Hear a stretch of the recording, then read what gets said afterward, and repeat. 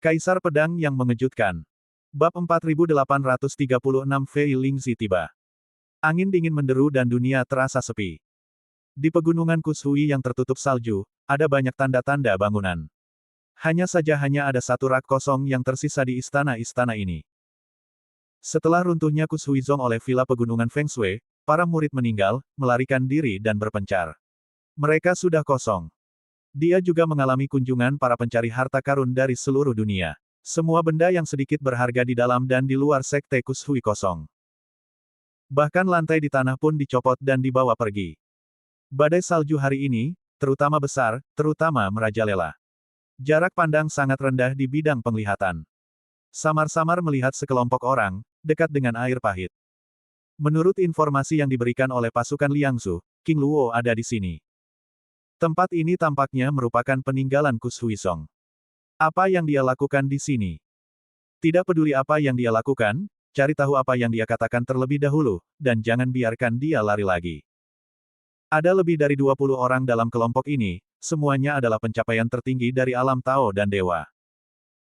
Pemimpinnya adalah seorang lelaki tua berjubah abu-abu dengan janggut kambing di dagunya dan mata yang dalam dan suram. Lelaki tua berjubah abu-abu itu kurus dan pucat, seolah-olah dia baru saja pulih dari penyakit serius. Tetua Fei Lingzi, silakan beristirahat di sini. Kami akan mengirim seseorang untuk mencari. Di barisan, seseorang memanggil. Lelaki tua berjubah abu-abu itu adalah roh jahat. Tidak, dia menunggu kita, katanya sambil menggelengkan kepalanya. Ayo pergi. Setelah itu, Fei Lingzi membawa lebih dari 20 prajurit di belakangnya untuk berjalan maju, memasuki gerbang Gunung Kushuizong, dan tiba di sebuah alun-alun. Di alun-alun, seorang pria berpakaian putih duduk di tanah dengan lutut bersilang, tertutup salju, duduk di tanah seperti manusia salju, tidak bergerak. Dengan lambaian lengan baju besar Fei Lingzi, lebih dari 20 prajurit di alam Tao dan Dewa mengelilingi Lin Bai. Apakah kamu tahu kamu tidak bisa melarikan diri? Wajah anak yang tidak memiliki roh menjadi muram, dan berkata dengan kejam kepada Lin Bai. Lin Bai perlahan membuka matanya, menatap Fei Lingzi, dan berkata dengan lembut, apakah kamu dikendalikan olehnya? Fei Lingzi menggelengkan kepalanya dan berkata, jangan salahkan aku. Aku tidak bisa menahan diri. Mendengar jawaban Fei Lingzi, Lin Bai langsung mengerti. Seperti yang dipikirkan Lin Bai, Fei Lingzi telah dikendalikan oleh Kaisar Serangga. Pada saat itu, Lin Bai melarikan diri dari makam dewa yang kosong dan tidak memperhatikan kehidupan dan kematian Fei Lingzi dan yang lainnya. Namun, karena nyamuk-nyamuk dalam inkarnasi Kaisar Serangga berani mengejar dan membunuh makam dewa kekosongan, jelaslah bahwa para prajurit di makam dewa kekosongan tidak dapat bertahan hidup. Putra non-roh dapat hidup, hanya dapat menjelaskan, apakah Kaisar Serangga sengaja membiarkannya hidup. Kemudian, Lin Bai mengetahui bahwa Fei Lingzi lah yang meminta Sekte Bulan Jahat untuk mengeluarkan perintah hadiah. Saat itu, Lin Bai meragukan apakah itu terkait dengan Kaisar Serangga. Sekarang tampaknya Fei Lingzi memang telah dikendalikan oleh Kaisar Serangga. Namun, tampaknya pikiran putra non-roh tidak terpengaruh. Berapa banyak orang lain yang dikendalikan olehnya selain kamu? Ini adalah salah satu alasan Lin Bai untuk tetap tinggal. Pada hari itu, ada puluhan prajurit dari Gunung Wansheng, Hei Paoren, dan Sekte Siyue. Lin Bai tahu berapa banyak orang yang masih berada di bawah kendali Raja Serangga, dan berapa banyak orang yang akan menyakitinya. Beberapa generasi muda telah mati. Kita adalah satu-satunya yang dapat memanfaatkan mereka. Fei Lingzi menertawakan dirinya sendiri. Mata Lin Bai tiba-tiba menyipit dan berkata dengan suara dingin, itu artinya. Dua orang kuat di ranah Daluo Daoguo juga dikendalikan olehnya. Fei Lingzi mengangguk, ya. King Luo, kamu tidak bisa melarikan diri. Mengapa kamu tidak mengikutiku? Aku akan mencoba yang terbaik untuk menyelamatkan hidupmu. Lin Bai mencibir, kamu bisa menyelamatkan hidupmu. Wan Zizhen. Lin Bai tiba-tiba bertanya. Fei Lingzi mengerutkan kening dan menggelengkan kepalanya, aku tidak tahu, aku tidak melihatnya. Fei Lingzi tidak melihat Wan Zizhen, yang berarti bahwa Wan Zizhen tidak dikendalikan oleh Kaisar Serangga. Tapi itu belum tentu hal yang baik. Dikendalikan oleh Raja Serangga, setidaknya hidup. Jika Wan Zi benar-benar ditangkap oleh Kaisar Serangga, dia akan dipaku ke pilar batu giok seperti para leluhur naga itu, menggunakan darah naga untuk menyediakan nutrisi bagi jangkrik yang beregenerasi. Itu adalah semacam penyiksaan, yang akan membuat hidup Wan Zizhen lebih buruk daripada kematian. Sampai tetes darah naga terakhir di tubuh Wan Zizhen, Kaisar Serangga akan membiarkan Wan Zizhen mati. Begitu. Lin Bai berdiri dari alun-alun, kekuatan mentalnya bergerak, dan seluruh tubuhnya tertutup salju. Dengan itu, Lin Bai ingin berbalik dan pergi. Aku datang ke sini secara langsung. Apakah menurutmu kau masih bisa pergi? Jangan buang-buang energimu. Pergilah bersamaku. Putra non-roh menarik napas dalam-dalam, berkata dengan tidak berdaya. Kau pikir kau bisa menangkapku jika kau datang ke sini sendiri? Jika aku tidak meminta informasi darimu, aku tidak akan menunggumu di sini. Aku pasti sudah pergi sejak lama. Kata-kata Lin Bai penuh dengan penghinaan dan hinaan. Dia mengabaikan Fei Lingzi dan maju lagi. Lebih dari 20 prajurit di puncak alam Tao segera berkumpul untuk menghentikan Lin Bai. Lin Bai berkata dengan dingin, jika kamu cukup pintar, kamu seharusnya tidak membiarkan mereka menghentikanku. Kamu harus tahu bahwa dengan kekuatanku, mudah untuk membunuh mereka. Fei Lingzi, mendengar kata-kata itu, melambaikan tangannya dan memberi isyarat kepada para prajurit untuk mundur. Aku mengerti, jadi aku akan melakukannya sendiri. Setelah itu, Fei Lingzi menyapu, mengepalkan 5 jarinya dan pergi untuk membunuh Lin Bai. Kekuatan alam Tai Dao Guo yang dahsyat itu membanjiri Lin Bai. Di seluruh langit, angin dan salju hancur oleh tinju putra non-roh itu saat ini. Lin Bai Muguangi membeku, dan ki dan darah di tubuhnya seperti naga, dan kekuatan 5 elemen melonjak keluar. Ledakan. Dengan satu pukulan, kekuatan dahsyat itu berubah menjadi dampak dan menyebar, meratakan reruntuhan Kushuizong ke tanah. Wajah pucat Fei Lingzi terlempar ke belakang, dan jatuh ribuan meter jauhnya dalam keadaan berantakan. Namun, situasi Lin Bai juga tidak baik. Setelah adu tinju dengan Fei Lingzi, 7 lubang Lin Bai dipenuhi darah, dan retakan muncul di organ dalamnya. Kau bisa menghentikanku. Fei Lingzi menatap Lin Bai dengan ketakutan. Lin Bai berdiri, menyeka darah dari sudut mulutnya, dan tersenyum dingin, kau tidak bisa membunuhku. Namun, sekali lagi, aku tidak bisa membunuhmu. Sekarang tujuanku telah tercapai, aku tidak ingin terlibat denganmu lagi. Sebelum pergi, aku akan mengirimkanmu kalimat terakhir dari Sekte Bulan Jahat. Aku pernah bersumpah di depan Li Songyun bahwa aku akan berbagi rahasia ini dengan sekte tersebut. Rahasianya adalah peta, yang mencatat jejak tulang paling berharga di Istana Sihir Jeoyu. Aku akan memberimu peta ini sekarang. Ini juga merupakan akhir dari sumpah besarku. Setelah itu, Lin Bai membuang peta dan jatuh ke tangan Fei Lingzi. Fei Lingzi membukanya dan melihat garis besar pegunungan dan tanah dengan tinta. Pada saat peta itu jatuh ke tangan Fei Lingzi, rantai tak kasat mata putus dari Lin Bai, melambangkan lenyapnya sumpah agung ini. Gagak, ayo pergi. Setelah membuang peta itu, Lin Bai berbalik dan pergi. Setelah berjalan beberapa langkah, tanah tempat Lin Bai berdiri tiba-tiba meledak menjadi kekuatan yang sangat besar dan berubah menjadi pilar cahaya. Sebelum Lin Bai menunggu putra non-roh itu tiba, Lin Bai sudah membiarkan Gagak menyiapkan susunan transmisi. Tunggu saja perintah Lin Bai, dan susunan teleportasi akan segera dimulai. Dengan kilatan cahaya, tubuh Lin Bai dan Crow menghilang dalam susunan transmisi. Fei Lingzi menatap peta di tangannya. Para prajurit yang mengikutinya memeriksa susunan teleportasi dan menemukan bahwa susunan teleportasi telah dihancurkan. Tetua, King Luo telah memodifikasi susunan teleportasi sehingga setelah teleportasi ini, susunan teleportasi akan hancur secara otomatis. Jika Anda ingin memperbaikinya, itu akan memakan waktu cukup lama. Prajurit bulan jahat datang untuk melaporkan situasi dengan tergesa-gesa. Fei Lingzi menyimpan peta itu, matanya tenggelam, cari tahu kemana susunan transmisi ini pergi. Setelah itu, Fei Lingzi berbalik untuk terbang dan menghilang di salju. Bab 4837 Raja Harimau. Perbukitan hijau dan air hijau. Aliran sungai yang berkelok-kelok dari sungai pegunungan mengalir dengan gembira, ada sebuah desa di kaki gunung. Saat itu adalah musim pertanian yang sibuk, dan petani di desa itu turun dengan cangkul. Tiba, gunung di belakang desa berguncang. Penduduk di desa itu sangat ketakutan sehingga mereka berlarian keluar rumah. Semua orang berteriak, gempa bumi, dan gempa bumi.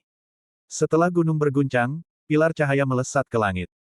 Dari pilar cahaya itu, sesosok tubuh terbang keluar, langsung ke cakrawala, dan segera menghilang. Beberapa hari kemudian, di bawah organisasi para tetua desa, beberapa pemburu berpengalaman, bersenjata dan berani, pergi ke pegunungan untuk mencari tahu dari mana pilar cahaya itu berasal. Sampai mereka menemukan tempat di mana pilar cahaya itu berada, cahaya pilar cahaya itu telah menghilang, hanya menyisakan 100 kaki tanah datar di tanah, di mana banyak rune yang rumit dan misterius dibakar.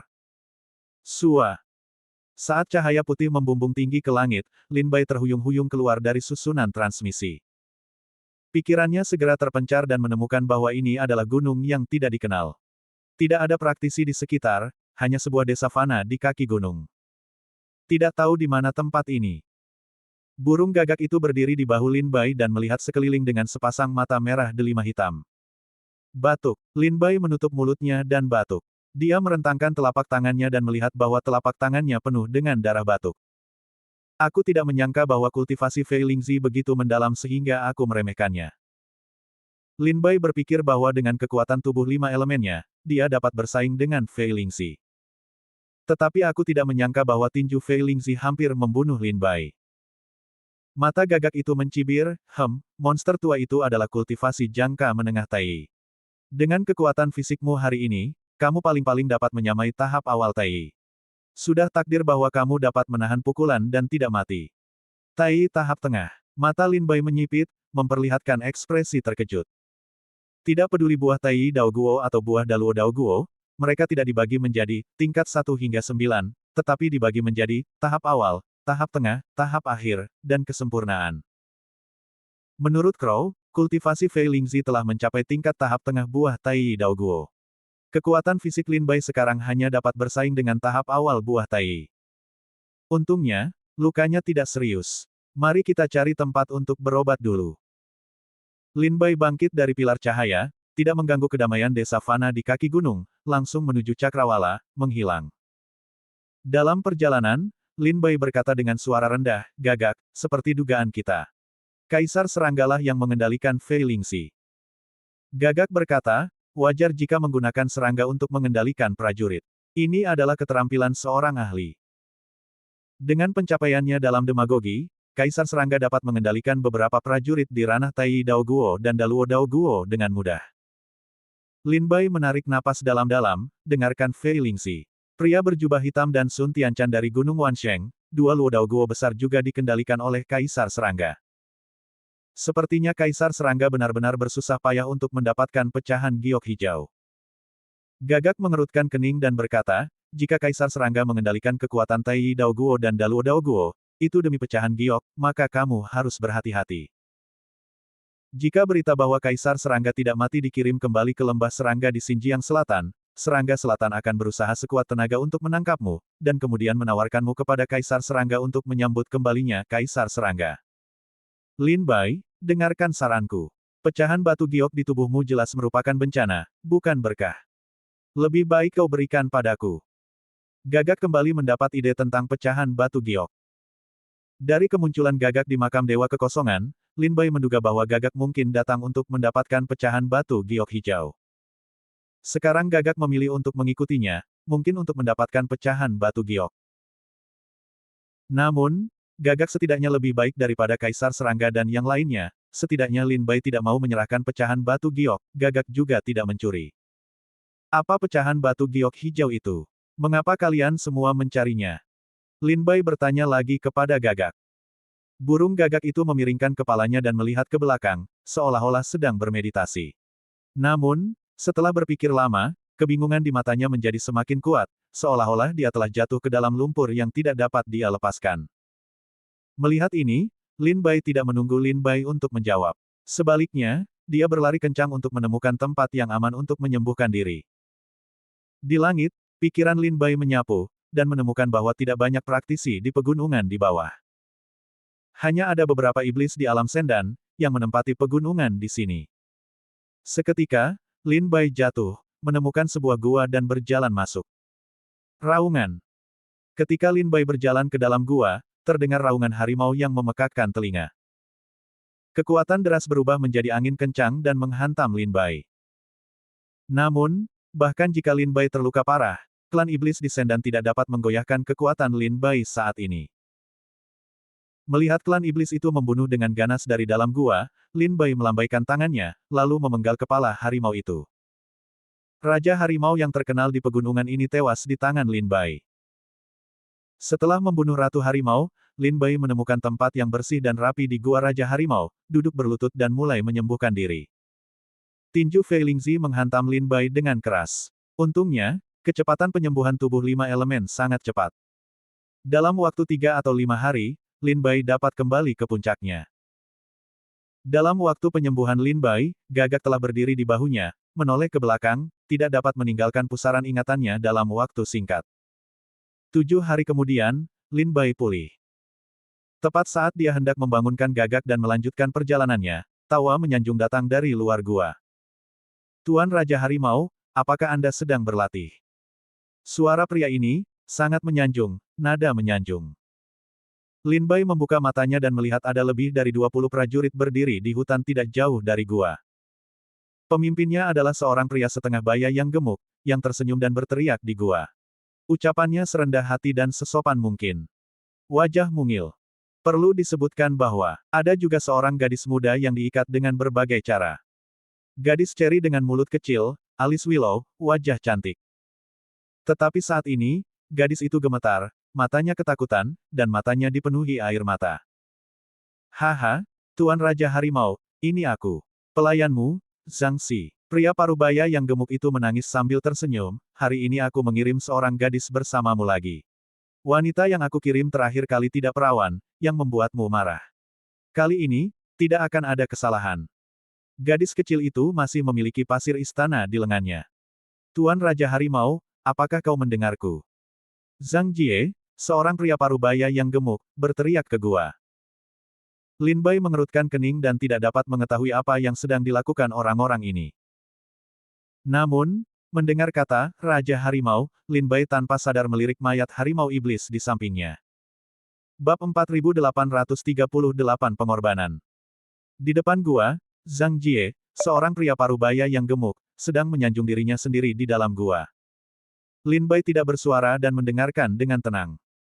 Setelah mendengarkan cukup lama, Lin Bai menduga bahwa naga itu telah pergi ke denyut nadinya. Itu seperti harimau iblis yang dibunuh oleh Lin Bai. Itu sangat terkenal di daerah ini. Banyak orang ingin menjilatnya dan mengirim seorang wanita muda ke harimau iblis pada hari biasa. Lin Bai sangat bingung, harimau iblis yang tidak berubah bentuk, apa yang Anda inginkan dari seorang wanita? Memikirkannya, pikiran Lin Bai muncul dengan gambaran ketidakharmonisan, dan segera tampak menghina. Zhang Jie, seorang pria parubaya yang gemuk, tampaknya adalah wanita yang dia kirim terakhir kali. Dia bukan perawan, yang membuat Raja Harimau marah dan hampir menyebabkan bencana. Untuk menebus kesalahannya, Zhang Jie mengirim wanita muda lainnya. Tetapi Zhang Xi tidak tahu bahwa, Raja Harimau, yang dia teriakkan sekarang sedang minum sup di jembatan Neihe. Setelah berteriak cukup lama, Zhang Jie tidak melihat atau mendengar suara Raja Harimau. Dia segera mendesah dan menggelengkan kepalanya sedikit, Raja Harimau, aku akan membiarkan gadis kecil itu masuk. Seseorang, lempar dia ke dalam.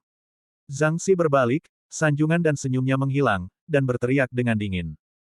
Jangan, jangan. Dalam tangisan putus asa gadis itu, dia digendong oleh beberapa pria kuat, datang ke gua, tersesat di dalam gua. Pria kuat itu meninggalkan gadis itu dan berlari kembali dengan panik karena takut menyinggung Raja Harimau. Raja Harimau bergegas keluar dan memakan mereka satu persatu. Gadis itu diikat dengan berbagai cara, dan metode mengikat tali itu sangat indah. Bahkan seorang pria dewasa tidak bisa melepaskan diri, apalagi seorang gadis yang lemah. Setelah meninggalkan gadis kecil itu, Zhang Jie pergi bersama seseorang. Gadis kecil itu dilemparkan ke dalam, tanpa memihak, hanya jatuh di depan Lin Bai.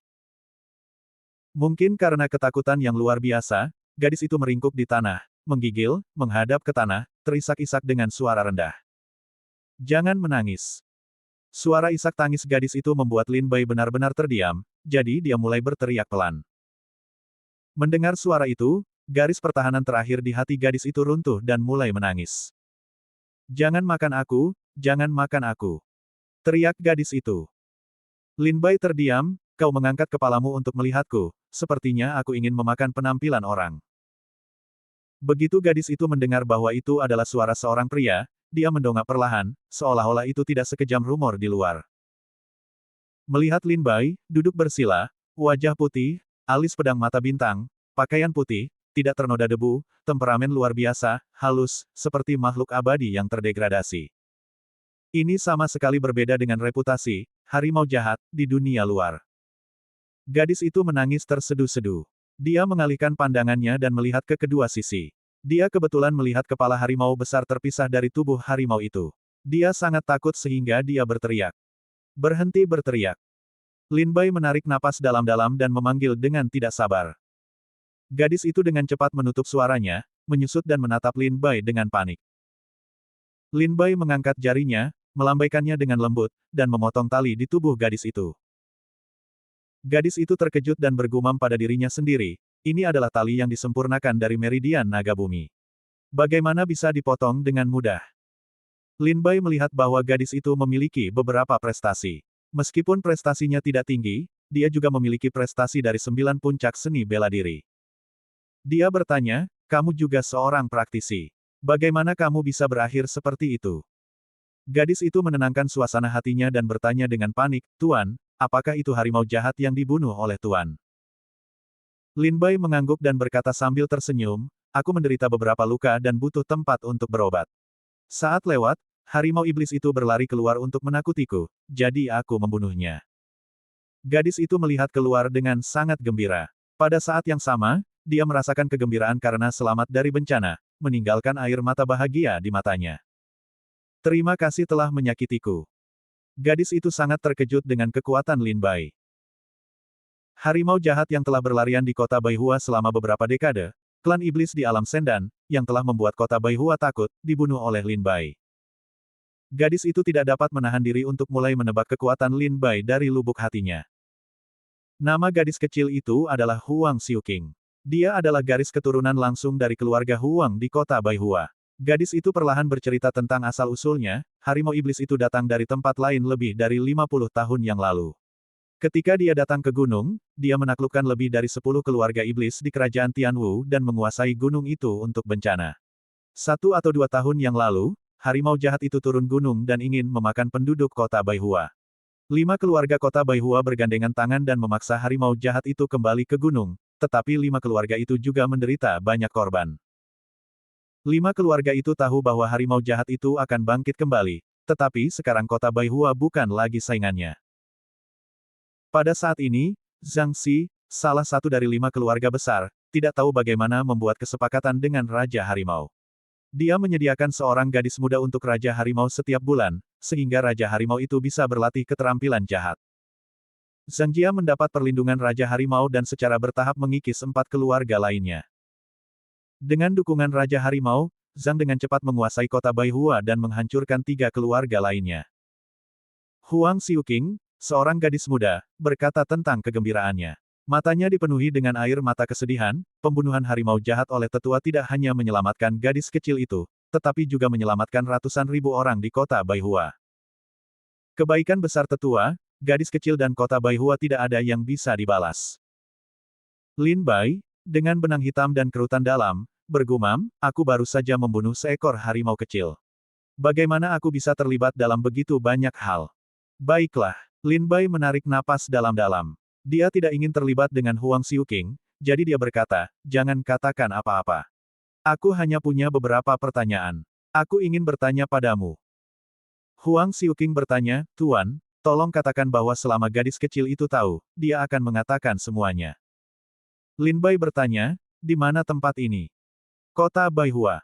Pertanyaanku adalah, klan makmur manakah yang ada di tempat ini? Perbatasan negara bagian mana lagi? Huang Xiuqing tertegun sejenak, dan dengan cepat menjawab, oh, ketika aku masih kecil, aku mendengar kakekku berbicara tentang dunia luar. Kakekku sepertinya mengatakan bahwa, di sini kita adalah negara bagian hijau, kota setengah iblis dan kota Baihua, yang merupakan milik Lianyun Qianzu dan salah satu milik Xuanyang Jiushu. Lianyun Qianzu. Lin Bai bertanya, klan paling makmur manakah yang ada di Lianyun Qianzu? Qi Tianzong, atau Sekte Dewa Tujuh Malam. Wajah kecil Huang Xiuqing, ada pertanyaan besar, dia bertanya, Tuan, apa klan puncak? Lin Bai mendesah tak berdaya, tanya Bai Wen. Kamu tidak tahu. Lin Bai dapat melihat bahwa di tempat seperti kota Baihua, di mana seni bela diri buruk, terlalu berlebihan bagi mereka untuk memahami arti dari Sekte Makmur.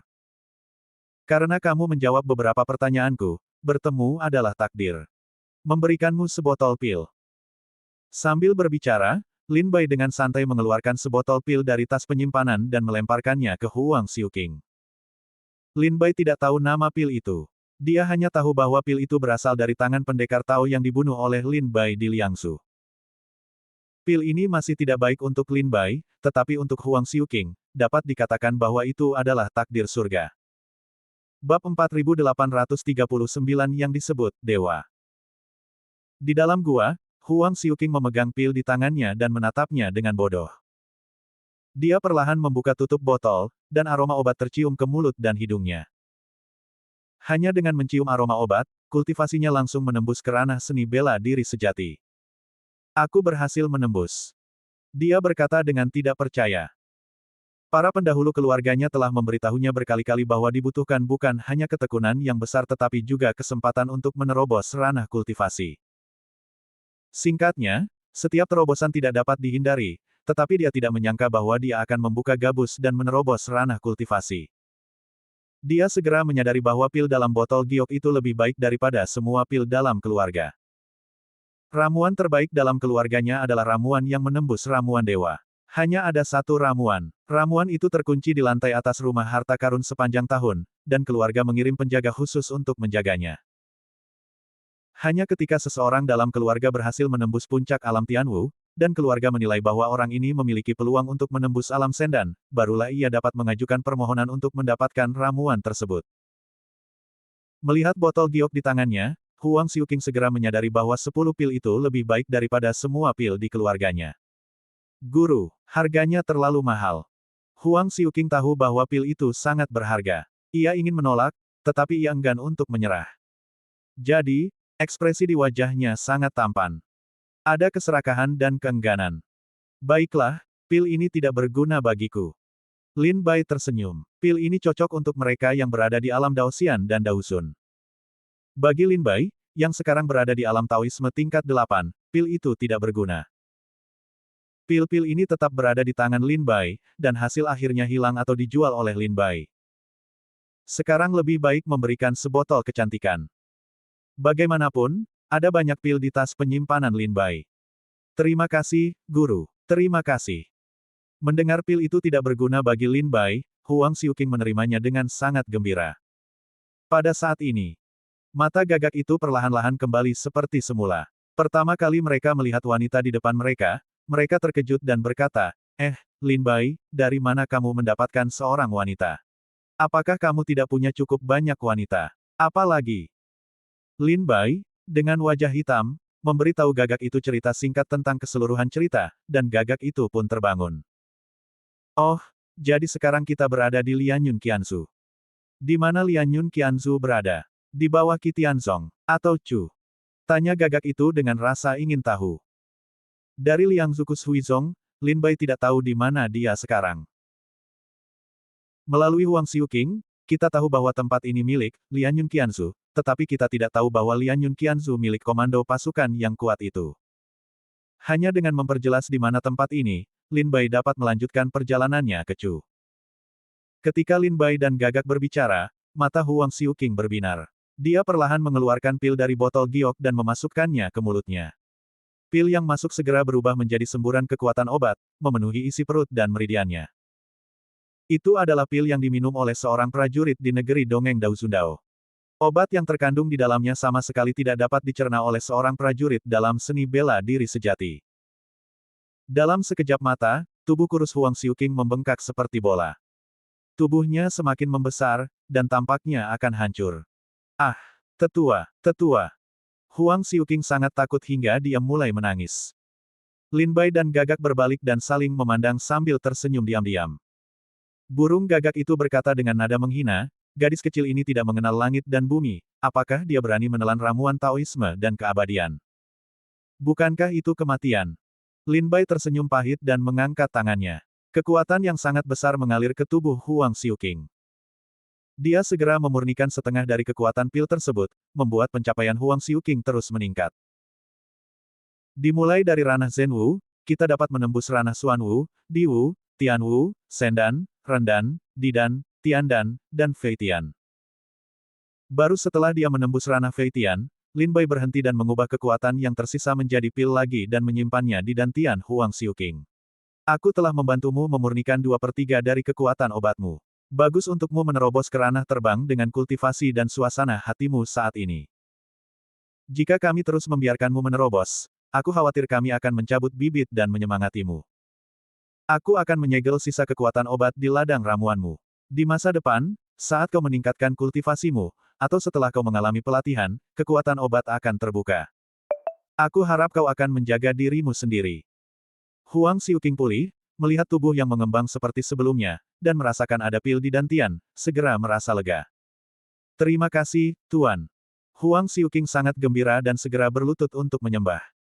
Tetapi ketika dia mendongak lagi, sosok Lin Bai telah menghilang di gua. Tuan!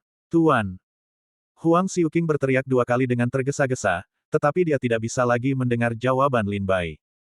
Huang Xiuqing duduk bersila. Setelah menstabilkan kondisi kultivasinya, dia masih tidak melihat Lin Bai. Pada akhirnya, dia hanya bisa kembali dengan kecewa.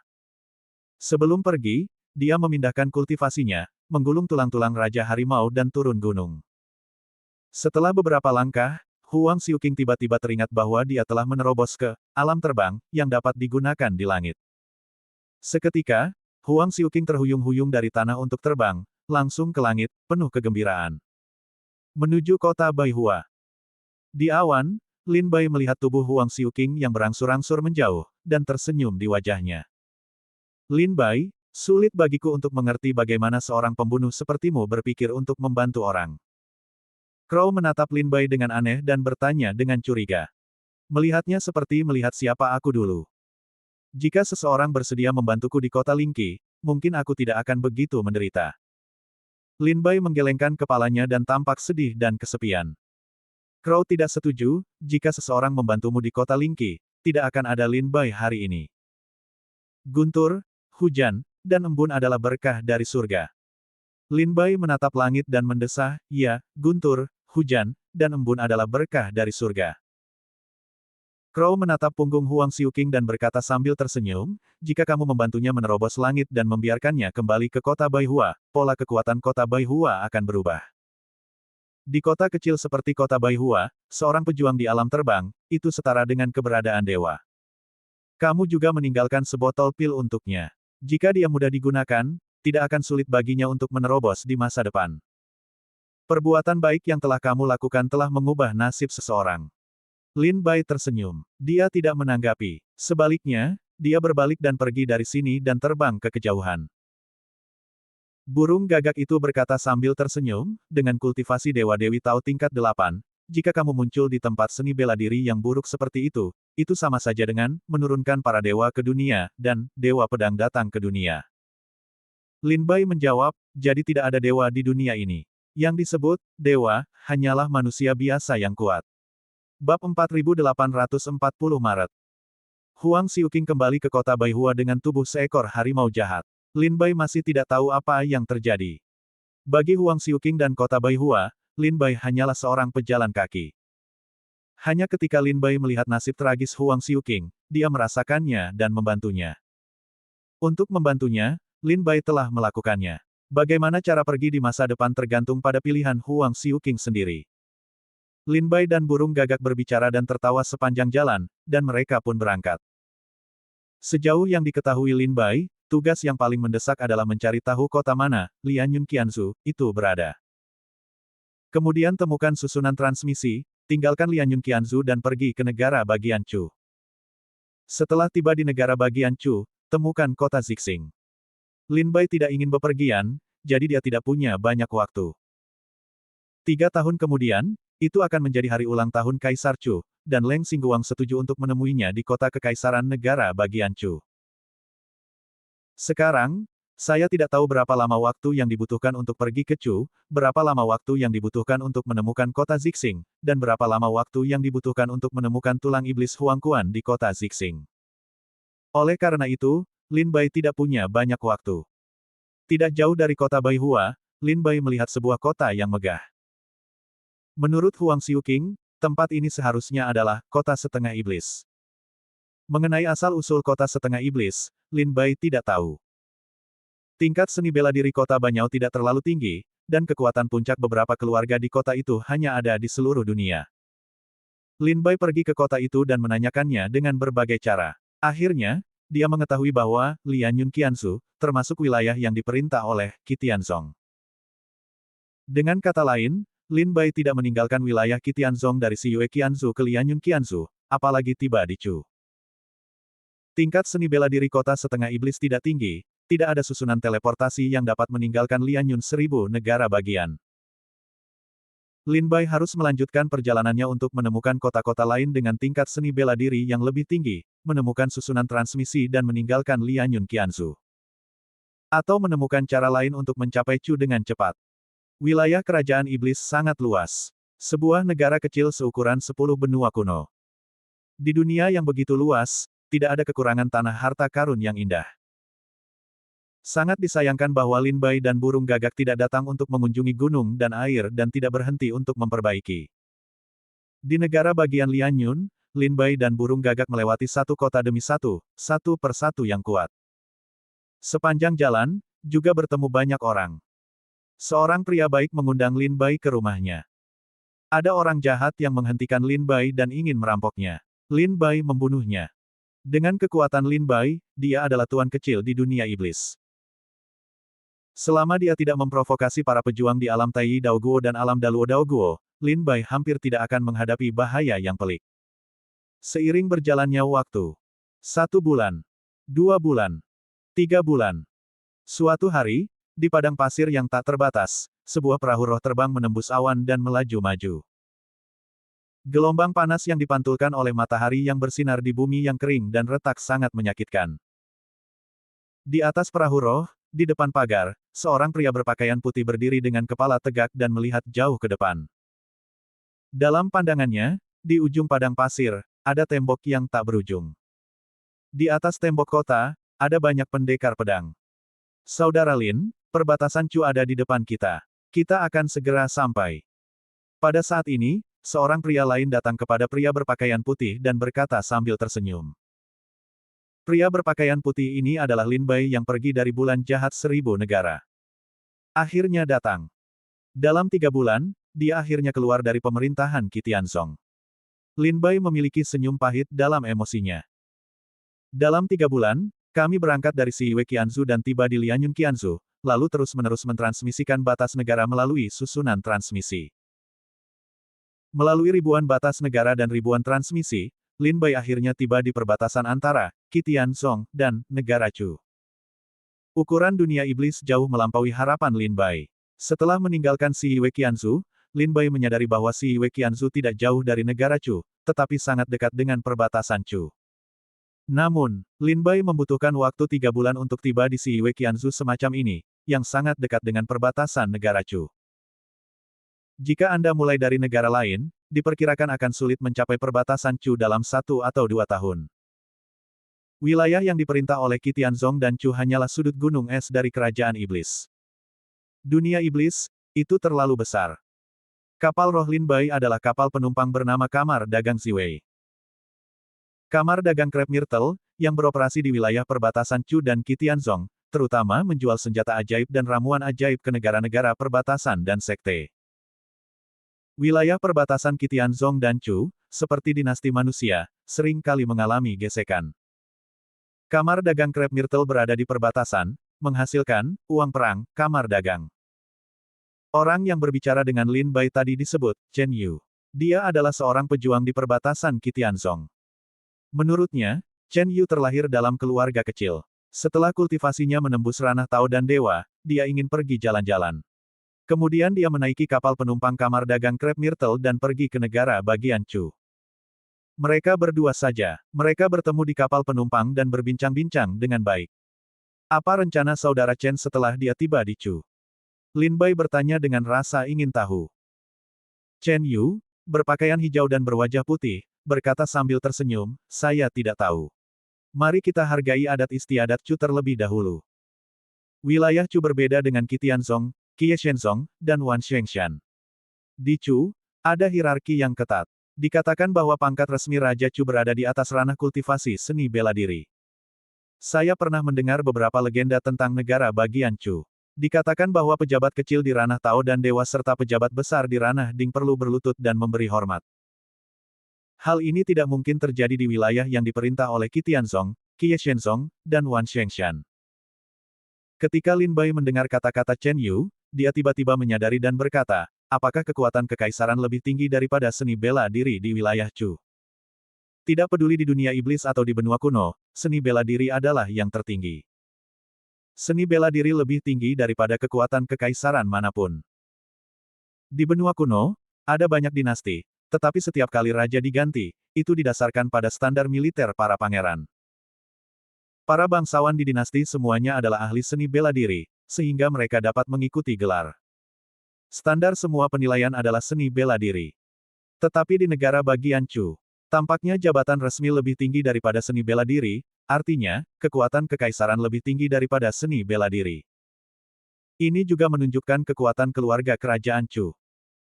Jika bukan karena kekuatan keluarga kerajaan Chu yang mengerikan, sebaliknya, bagaimana kekuatan kekaisaran dapat menekan seni bela diri? Menarik sekali. Mata Lin Bai bersinar dengan senyuman, seperti anak kecil yang mendapatkan mainan baru.